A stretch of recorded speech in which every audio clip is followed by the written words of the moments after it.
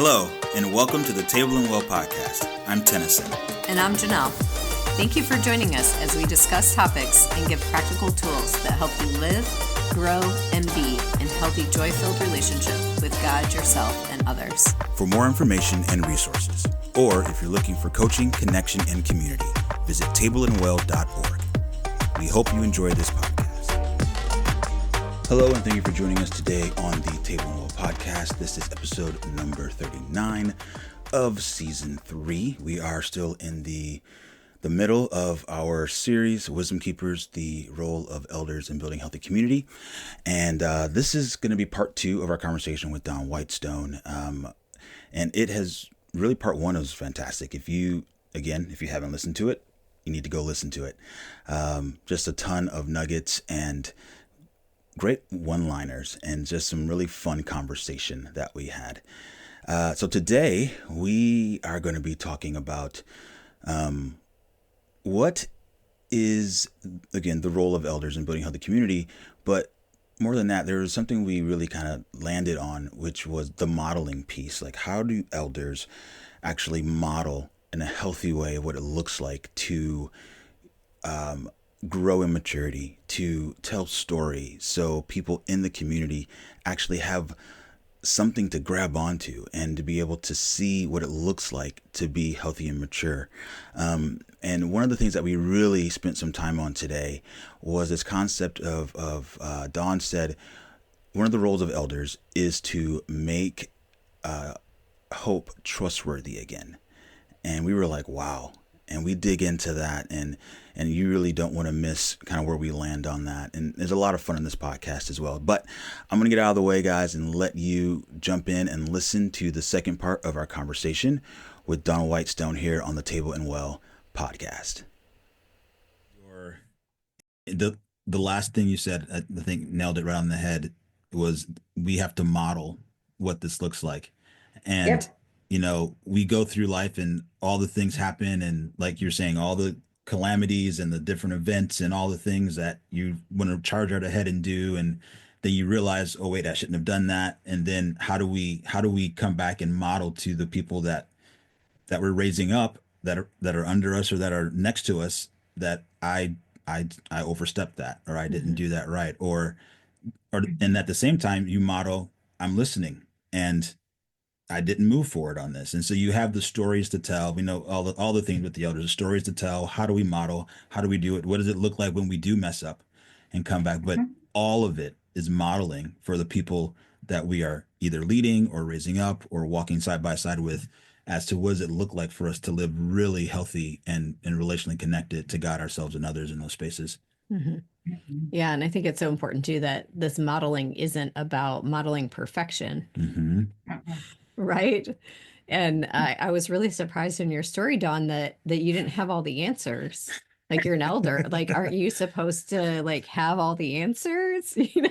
Like, what do you mean you still trust God and he still leads? Like, you know, I think that's a misnomer, that we can get our heads into the wrong space of like, well, elder means that I should be the one with the answer, and that no, I should be the one who's modeling what it looks like to trust God, even when I can't see what that's going to look like. And even when I try and I maybe don't do that as well as I wished I would have, and I missed it along the way. Mm-hmm. Like, that's what being an elder is, and modeling is this is what it looks like to walk in faith and to do our best and to follow his lead. Yeah. And I also think that the elders should be the first ones to say, I don't know. Let's invite Jesus into this space and see what he wants us to know about this. Mm-hmm. Or, I don't have that answer.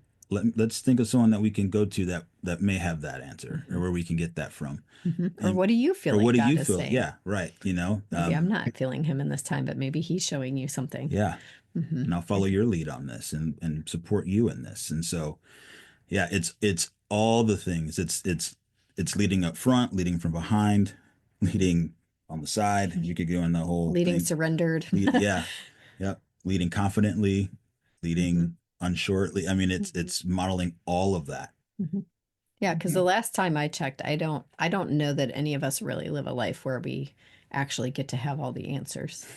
I mean, there are definitely seasons in my life where I know, like, yeah, okay, I'm really clear about what the Lord's asking me to do, and I feel really confident the next steps I'm taking. But, and I've tried to make 5 and 10 year plans.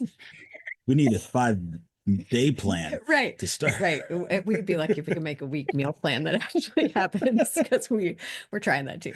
But but it's like We're on this side of the arc, not this side. in our meal planning, we're definitely we've been trying for years. We need an elder who can model what it is to meal plan well.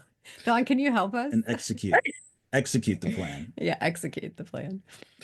But we digress. But that is the point, right? Like, yep. There's very little in life that goes exactly as planned and as we plan. Right. Yes. And so, how do we navigate that? How do we do this life where we don't get to choose everything that's going to happen, and as good as of a plan as we can make about things, it doesn't always unfold exactly the way we expect. And how do we do life that way? And I think that's what elders get to model for us is, hey, I've lived life and I've been through the ups and the downs and the twists and the turns and the zigs and the zags, as you put it. And I've been able to walk with God through that. Sometimes I've missed when he's zagged and I've decided to stay on the zig. But this is what I learned through that. And this is what I learned, maybe the cue that I missed along the way. So yeah, all of those things are a gift that we give to one another, even as peers. Yes. But especially as elders. Yep. And we need to be able to laugh at ourselves, Yeah. Yes. Yes. So true. Yeah. Yeah. Like our meal planning. Case in point. When it's dinner time again and we're like, yeah, so what's for dinner again? Yeah. What are we? Yeah, we said we were going to. Yeah. I think you need an Instant Pot, because then, even when you haven't thawed the meat, it can get something done. It can get something done. Yeah, we have not become Instapotters, and we're crock potters through and through. But but that takes planning ahead. Like you got to decide in the morning what you're eating for dinner. Then it kind of falls apart at about 5 o'clock when we haven't done that. So send us all your favorite recipes, Dawn. We'll post them on our Facebook page. We need a strategist to help us. Yeah. And then we need a meal strategist. Yes. Then maybe we can do the tactical side of it. Yeah, there you go. Put it in the crock pot. Yep. But anyway. Okay. We're going to see how this plays out through the rest of the podcast. It's going to be great. I love it. We're going to come back to it. I know we will. We will. All right. So you talk a lot. I'm on the wrong question. So you've walked alongside so many people through seasons of growth and transition and even disruption. What do you think elders bring to those moments that's uniquely powerful or healing? I think the thing I'm noticing the most right now, whether it's with my own children or with people in the school that are going through disappointments, is the ability to suffer well and to suffer with people in a way that makes hope trustworthy. Ooh. So, to be able to say you're gonna get through this, to say, oh, I hear you, and this is really hard, and I don't know how long it's going to take or how exactly it's going to turn out, but I know when I went through a hard time similar to this, here's what happened, and eventually this is how things went, and to recognize the ups and downs. So just, and it's not about immediately saying, oh, it's all going to be okay. It's like, yeah, this is really hard. Like elders know how to sit with people in their pain and let it be painful. Yeah. Yep. And the hard part of that is it's painful for us too. Like we're feeling, and I honestly, I think with our kids, we may be feeling it more than they do. And being willing to do that and not rushing that process. my husband does a lot of work with men in addictions, and he talks a lot about getting in the ditch with these guys. You know, you've got to be willing to get in the ditch with people and get dirty and stay in it and not just try to pull them out too quickly. So that's a big part of it, that validation aspect, and recognizing that if you try to pull people out too quickly, you may pull them in half, you know. So that's hard, and it takes a great deal of God's sight and trusting him and recognizing. I wrote down becomability, you know, like seeing people's glory, how God has designed them to become, because it's not where they're at right now, but to be able to see where God is taking them. And to me, it feels different than potential. You know, we used to talk about potential and when I was growing up, and eventually you have a lot of potential, is no longer a good statement about somebody. Like you get to a certain part, it's about, you should be reaching your potentiality by now. And yet there's also this aspect, as children of God, God is not done with me yet. He keeps showing up. He's been so patient with me. Like there's still these lessons I haven't learned. And he's still giving me the grace to keep learning and to continue becoming. And that to me is a really beautiful thing. Gosh, that is good. Yeah, there's something about recognizing that time is a gift, even in our pain, and sometimes walking out that journey, even though it takes longer than we would want it to, or longer than we would want for other people, because we don't. None of us like seeing suffering or feeling suffering or pain for ourselves. And yet that is what brings us the transformation that ends up lasting a lifetime. That often without that like depth of walking it through, we don't get the same result. We might get out, we might get like the end or whatever, right? Like through it, but we'll often get a second invitation to sit in it again, to learn what we didn't maybe learn the first time. And not because, I want to be clear here too, not because God is cruel or anything like that. We see this in raising kids. Like when they don't get to learn a lesson the first time, that invitation will come around again in development, just plain old development. And it's like, okay, here's your second chance to learn, but it's gonna be harder this time because you're a bit older and there's a lot more at play, and there's a lot more moving parts that maybe you were even aware of the first time. And I think that's true even in our maturing and in our life that we walk. Like it's a continual maturing process, and it's not just that we become adults or become parents and that, or even become elders, and there's some sort of arrival of like, yeah, I'm just not going to walk through hard things anymore because I've learned how to suffer well. Like I've got it down. I've got my patience and my self-control, you know, like, no, we still get to walk those things through. And if nothing else, as a model. So, yeah, I think it's in all of that conversation too. I think it's just a practical skill that we all should know. And I think elders have mastered this. I think true elders have mastered the skill of being able to regulate what's happening inside of them and regulate their emotions. And so, they don't rush in and save, or they don't rush in and try to fix, because they you know, they see the hurt, they see the pain, so they're able to suffer well. And I think part of that suffering well is regulating you, so you can suffer well with the people that you're leading. Because that picture, Don, of you saying, like, you know, what your husband said, if you try to pull someone out too fast, you might pull them in half. And learning how to sit in that with someone, so they can sit in it and know they're not alone, because that's the key. Knowing that they're not alone in the middle of whatever's happening, will allow them to come out whole on the other side and not be ripped in half, for sure. Yeah. And there's something about endurance in a race. Like we want to turn every race into a sprint.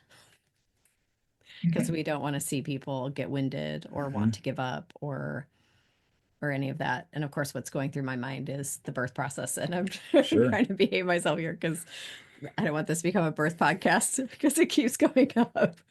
But I think about this and like, I'm watching so many women, like physiological birth, undisturbed takes time.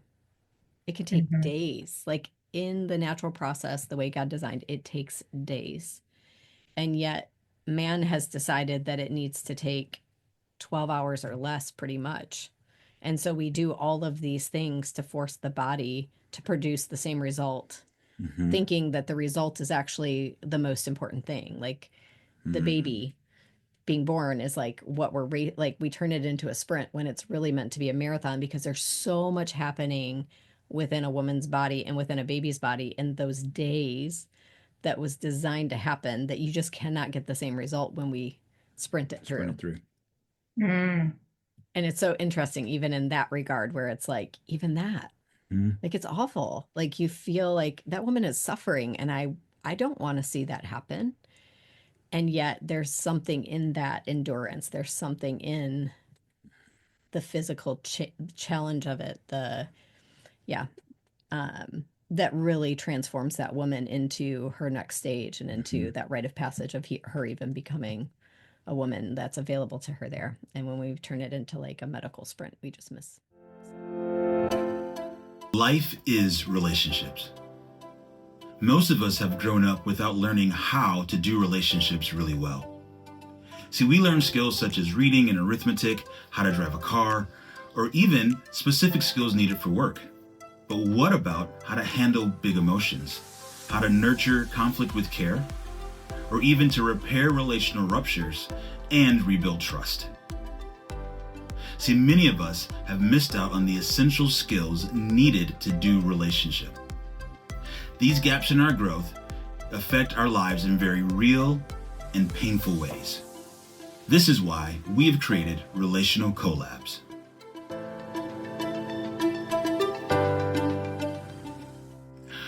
Relational maturity isn't a skill that you're just born with. It must be modeled, learned, and strengthened just like every other skill. Whether you're navigating relationships in your home, in your workplace, or in your community, the Collabs will provide you with the tools and the skills that you need to live relationally well with God, yourself, and others. Growth is possible. Healing is possible. And you don't have to walk this journey alone. Go to tableandwell.org/collabs for more information and to register today. Join the next Relational Collab and begin to cultivate the life of connection, resilience, and joy that you were made for. Well, if you think about it too, I just remember at one point hearing Dr. Wilder say, God is not the God of the 11th hour. He's the God of resurrection. He doesn't wait till the last moment to save us, like in so many movies. He lets us die because we have to die in order to be resurrected. Wow. But once you're resurrected, you're done. You know, you can know, like, the enemy can't kill you because you already died once. You know, I mean, Jesus has the last word because he overcame death, not by avoiding it, but by going through it and coming back out alive. And we do that in multiple ways through our lives. You know, that J curve of death and resurrection. And it's like, man, and I still fight it every single time. You know, it's like, I don't want to do this. You know, those little deaths that we have to go through, those ways in which we need to take up our cross and follow him. And it's like, oh, because it's still painful every time. And we know what's coming. Right. Yeah, we know resurrection's on the other side of it. Right. And we still don't want to. But we also know it's really painful. Like, death is never fun. No.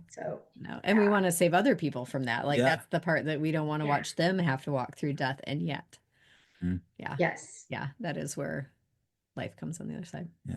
And that's the maturity of being able to slow down and calm yourself in those days, in those processes of. And trust. What did you say? Trust, make hope trustworthy again. Yeah. Yep. Mm-hmm. That's that. That's what that's about, right? Like make resurrection trustworthy again. Wow. Yeah. Yeah. That's really good.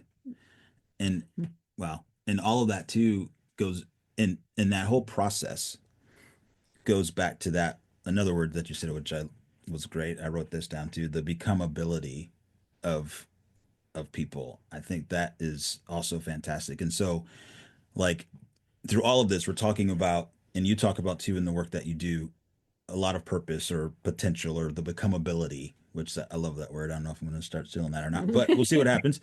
But it's that. You just trademark that. Yeah, yeah, right. Trademark it. Hurry, Trademark it real quick. Because potential is like, so yeah. Yeah.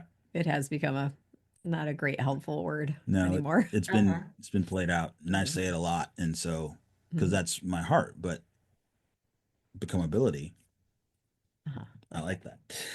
But you talk a lot about that, and in your work and what you do, and so how can elders help the next generation, or how can elders help the people that they're leading reach that space, that becomability, without actually taking over their journey?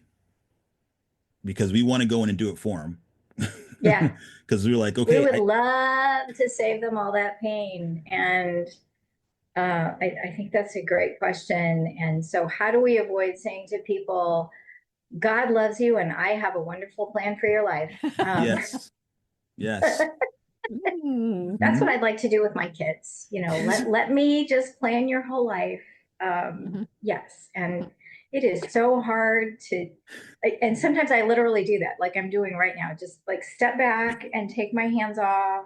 And it's like, okay, yeah, I need, this is their story. Yeah. So there's two things that I do that help me. And one is to remember that we are all in a story, and boy, God loves a good story. And good stories always have these impossible situations that people are facing, and you're on the edge of your seat going, how are they going to get out of this one? And so allowing God to write that story with this person, and being willing to play that assistive role. What do they call that? You're not the hero, but in Hollywood, like the sidekick, or the second fiddle, the sidekick, or the like Robin to Batman. Or even just the extra. Are you willing to be an extra? Are you willing to be just walk across the screen? Whatever role yeah, that God wants you to have in their story, and let it play out. I don't know if you guys like movies, but sometimes one character, he was this Indian character, and he would say, my father always said, it always turns out right in the end. And if it is not all right, then it is not the end. And so I was like, okay, well, I guess we're in the middle of the story. What is God up to? And so, one of my prayers is, Lord, how are you at work in this person's life? And how do you want me to join you? Yeah.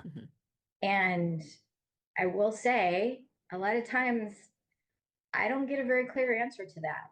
It's like, well, you stand by, you're waiting in the wings. And when I want you to know what to do, I'll tell you. But right now, there's nothing for you to do, And that's the hardest part. I mean, as human beings, we have a harder time doing nothing than something outlandish and crazy, right?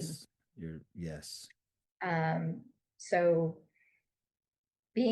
recognizing the middle of the story, and then practically, like, especially with my kids, like I pray for my kids every day, and I have a standard prayer.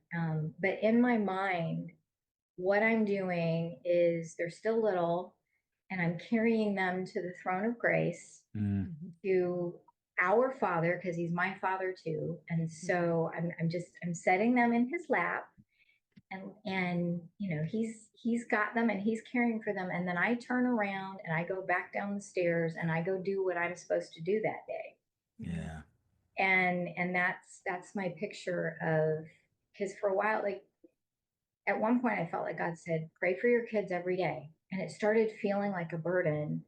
And then at one point when I was praying for them, and he said, Dawn, that was meant to be for you to release them to me. When you pray for them, you need to give them to me and leave them there. And, and I said that to a friend of mine, and she was like, oh, I never thought about that. I would give my kids to the Father, and then I would just stay there and be pleading for them the whole time. And it's like, okay. But yeah, we can get so burdened, and it's almost like we're carrying them as adults on our back, even in prayer or just by worrying about them. And I take God seriously when he says, don't worry, be anxious for nothing. And that's about releasing them, leaving them with him. Yep. Yeah. That's a really good reminder. You've been listening to the Table and Well podcast. New episodes stream every Tuesday. If you have enjoyed this podcast, please leave us a review to let us know. Also, subscribe on your favorite listening platform to stay up to date on all things Table and Well. To learn more, start your journey, or get information on how Table and Well can help develop your community, family, or teams to be relationally healthy and authentically connected, please go to tableandwell.org/collab to schedule an interest call, or you can email us directly at known@tableandwell.org.